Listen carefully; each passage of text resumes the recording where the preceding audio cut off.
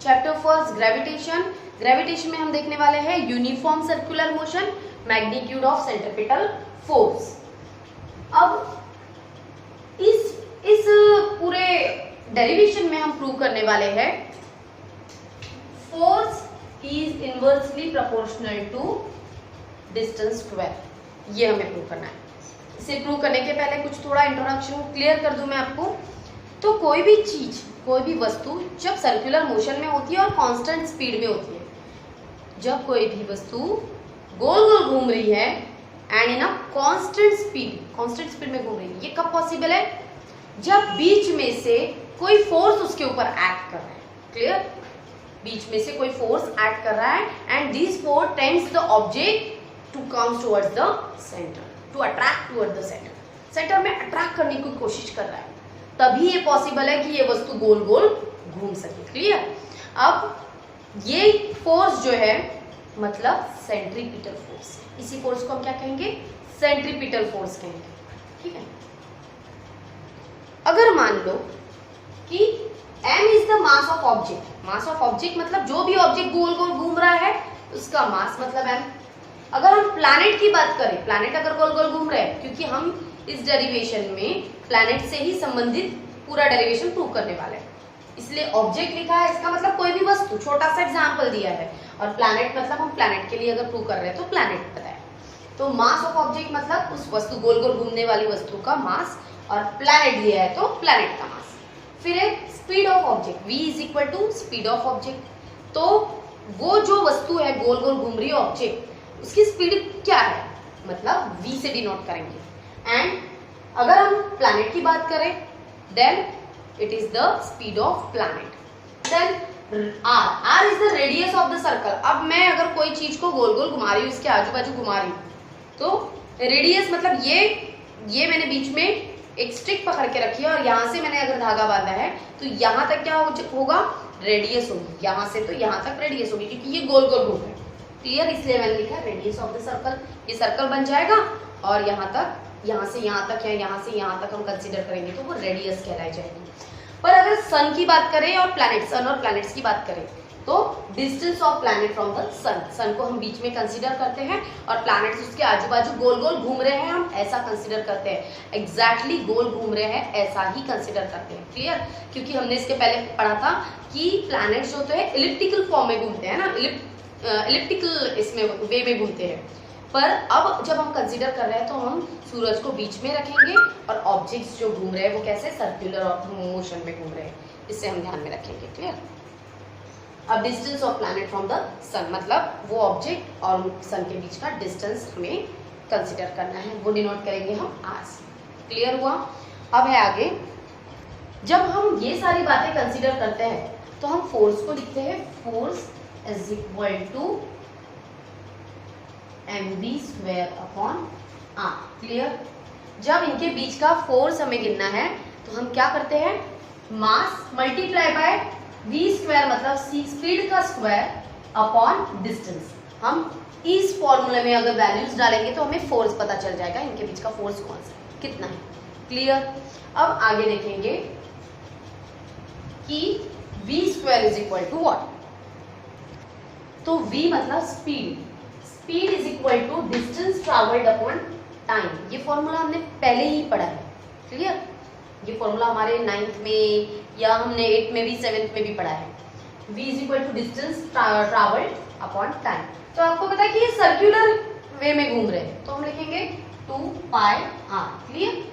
2πr circumference of circle. Clear? तो ये हो गया 2πr अपॉन t। इसे हम इस तरीके से लिख सकते हैं।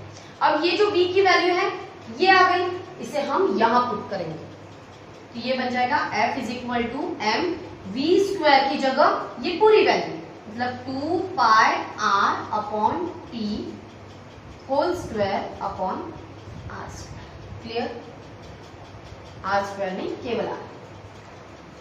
ये हो गया। अब इसे हम सॉल्व करेंगे तो क्या बनेगा? f is equal to m 4π² r² upon t² upon ये r जो है वो r एज इट इज। आपको कंफ्यूज नहीं होना है, यहाँ थोड़ा ऊपर लिख देती हूँ, यहाँ लिख देती हूँ, ठीक है। इसे हमने लिखा force is equal to m into 2 का स्क्वायर 4, पाई का स्क्वायर मतलब पाई स्क्वायर, r का स्क्वायर मतलब r स्क्वायर, t का भी स्क्वायर इसलिए t square upon r as it is. Clear. अब हम इसको लिख सकते हैं force is equal to m 4 pi square r square upon t square r।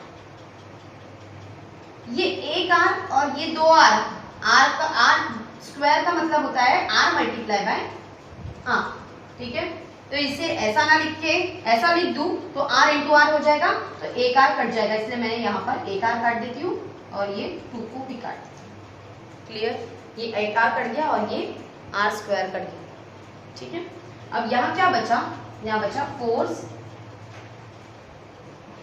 Is equal to m 4 pi square r upon t square. Clear. यहां तक आपको समझ में आया होगा। फिर हम लिखेंगे multiply and divide by r square. ये जो हमारा टर्म आया है इसे हम r स्क्वायर से मल्टीप्लाई एंड डिवाइड करेंगे। फिर आप सोचोगे टीचर ये कहाँ से आ गया बीच में, है ना, क्योंकि 9th में ऐसा बहुत कम किया है और 10th में ये अभी नया कंसेप्ट लगेगा। जब हम मल्टीप्लाई और डिवाइड बाय सेम टर्म, किसी सेम टर्म से मल्टीप्लाई और डिवाइड करते हैं तो इसका मतलब हम कुछ भी नहीं करते, हमने वहां कोई भी चेंजेस नहीं किया, ऐसा मीनिंग होता है। और हम ये चेंजेस क्यों कर रहे हैं, जब वहां चेंजेस हुआ ही नहीं तो हम क्यों कर रहे हैं, क्योंकि हमें आगे की प्रोसेस प्रूव करनी है। आगे के जो भी हमारा जो डेरिवेशन है या हमारा जो भी इक्वेशन है हमें वो प्रूव करना है, इसलिए हम ये थोड़े से छोटे मोटे चेंजेस करते हैं। क्लियर। अभी अगर मैं इसको ऐसे लिखती हूँ f is equal to m 4 pi square r upon t square multiply and divide by r square, तो इसका मतलब क्या हुआ, ये r स्क्वायर कट गया मतलब 1 हो गया। क्लियर। इसका मतलब मैंने यहाँ पर कुछ भी चेंजेस नहीं किए हैं, ऐसा होता है, इसीलिए हम ये लिख सकते हैं, ठीक है। अगर हमें आगे अगर कुछ प्रूव करना है तो हम इस तरीके से कर सकते हैं। फिर आगे है फोर्स इज इक्वल टू, अब देख सकते हैं आप m 4 pi square r cube upon t square into r square. Clear. 4 pi square r into r square r cube और t square multiply by r square मतलब t square multiply by r square. यहां तक आपको I hope clear हो गया होगा। आगे मैं क्लियर करती हूँ, मुझे थोड़ा ब्लैक बोर्ड, ये जो मेरा बोर्ड है उसे रब करना पड़ेगा, एक 2 मिनट्स। एक छोटा सा पार्ट है, मैं वो यहाँ साइड में ही लिख देती हूँ, इसे हम थोड़ा अरेंज कर लेंगे, हमें आसान होना चाहिए इसलिए हम इसे थोड़ा अरेंज करेंगे। तो मैं इस तरीके से कर रही हूँ m 4 pi square r cube upon r square t square. ठीक है, मैंने क्या किया, बस इस t स्क्वायर को r क्यूब के नीचे लिख दिया और ये r स्क्वायर को इधर सरका दिया। क्लियर। अब इसके आगे का जो क्वेश्चन है मैं इस साइड में कर रही हूँ, आप ध्यान देंगे। f is equal to m 4 pi square r cube upon t square into r, sorry वो लिख देती हूँ, r square into t square. ये जो इतना पोर्शन होता है ना, ये according to Kepler third law के अनुसार T square upon R cube क्या है, कांस्टेंट है। आप थोड़ा सा केपलर्स के थर्ड लॉ में जाके देखेंगे तो ये वैल्यू कांस्टेंट आएगी। ठीक है, ये इसमें उल्टा है तो हम इसको उल्टा कर देखेंगे तो ये ऐसा हो जाएगा 1 अपॉन क्यू। क्लियर। अब यहाँ T square upon R cube दिया है तो इसे मैं लिखती हूँ क्यू। अब ऐसा हो जाएगा force is equal to m 4 pi square upon R square, value आ गई की, मैं इसे लिखती हूँ 1 अपॉन की। ठीक है, ये आपको क्लियर हो गया होगा। एक छोटा सा कंसेप्ट बताने का है क्या, जब कभी नंबर लिखते हैं ना हम, तो नंबर सबसे आगे आता है। जैसे यहाँ पर हमने 4 लिखा था और यहाँ m लिखा था, तो इस 4 को हमें आगे लिखना पड़ेगा। तो मैं इसे चेंजेस कर दूँ, क्लियर, यहाँ 4 और यहाँ m। तो ऐसे चेंजेस हर जगह करना है, ये आपको शुरुआत में ही करने हैं। मैंने कोई कंफ्यूजन ना हो इसलिए आपको वैसे ही रहने दिया, पर अब मैं आपको बता सकती हूँ। तो अब ये 4 को हम आगे लिखेंगे। यहाँ पर भी ये 4 कहाँ आ जाएगा, आगे आ जाएगा, यहाँ पर भी, क्लियर, ये 4 और ये m। अब आपको ये समझना है कि ये जो वैल्यू होती है ना, ये पूरी कांस्टेंट है, मतलब 4m pi square upon k is constant, या मैं यहाँ लिखती हूँ कांस्टेंट, CONST। ये वैल्यू पूरी क्या है, कांस्टेंट है। जब ये वैल्यू कांस्टेंट है तो बचा क्या, f is directly proportional to 1 upon r square. Constant is equal to k, constant मतलब is equal to k is equal to constant, मतलब ही क्या, डायरेक्टली इनवर्सली प्रोपोर्शनल, या प्रोपोर्शनल का हम साइन लगाते हैं, ये तो आपको पता है। ये बन गया, बचा क्या है, 1 अपॉन r स्क्वायर। यहाँ कुछ भी नहीं बताइए, बचा, ये पूरा कांस्टेंट है, तो यहाँ हम लिखेंगे 1 अपॉन r स्क्वायर, क्योंकि हमने प्रूव कर दिया। इसी का मतलब क्या है कि Newton's concluded that the centripetal force, which is the force acting on the planet and is responsible for its circular motion, must be inversely proportional to the square of the distance between the planet and the sun। इसी पूरे equation से इन्होंने ये conclude किया, Newton ने ये conclude किया कि फोर्स जो होता है वो inversely proportional to the distance between the sun and the planet. ये आपको ध्यान में रखना है, square of the distance between the sun and the planet. फिर दिया है कि Newton identified this force with the force of gravity and hence postulated the inverse square law of gravitation. The gravitational force is much weaker. एक और छोटी बात बताइए कि ग्रेविटेशनल फोर्स जो होता है ये बहुत कमजोर फोर्स है, पर फिर भी कमजोर है ये फोर्स, पर फिर भी पूरे यूनिवर्स को इन्होंने पकड़ के रखा है ना, इतने सारे प्लैनेट्स पकड़ के रखे, कमजोर होने के बाद भी।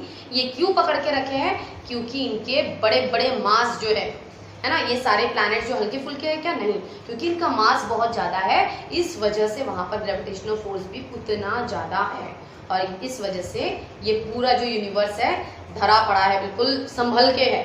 अभी तक अपनी पोजीशन इन्होंने चेंज नहीं किए, क्योंकि इनके मास काफी ज्यादा है। This is possible because of the huge masses of the planet, stars and other constituents of the universe. तो ये हुआ पूरा आपका इक्वेशन जो हमने प्रूव किया है, क्लियर। अब नेक्स्ट वीडियो में देखेंगे कि आगे क्या पढ़ना है, पर आपको मेरे चैनल को अगर आपने सब्सक्राइब नहीं किया है तो स्टूडेंट्स कर लीजिएगा। और ये अगर आपको नहीं समझ में आ रहा है, ये बहुत ज़्यादा गिच पिच हो रहा है, तो मैं फोटो डालकर, प्रॉपर फोटो डालकर इसमें आपको सेट करा दूंगी, ताकि आप उसको प्रॉपर लिख सकें। आपकी बुक में जो दिया है, एक और बता देती हूँ कि आपकी बुक में शॉर्ट करके दिया है, कुछ कुछ स्टेप्स मिसिंग है। मिसिंग इसलिए क्योंकि इन्होंने कंसिडर किया कि आप इतने होशियार है, बराबर है, पर फिर भी अगर आपको नहीं समझ में आता होगा बीच बीच की स्टेप्स कैसे आई, ये आर स्क्वायर कैसे आया, ये लिखना क्यों है, नहीं लिखा तो क्या होता है, ये सारी चीज़ों को क्लियर करने के लिए मैंने हर एक स्टेप को यहाँ लिखा है, ठीक है।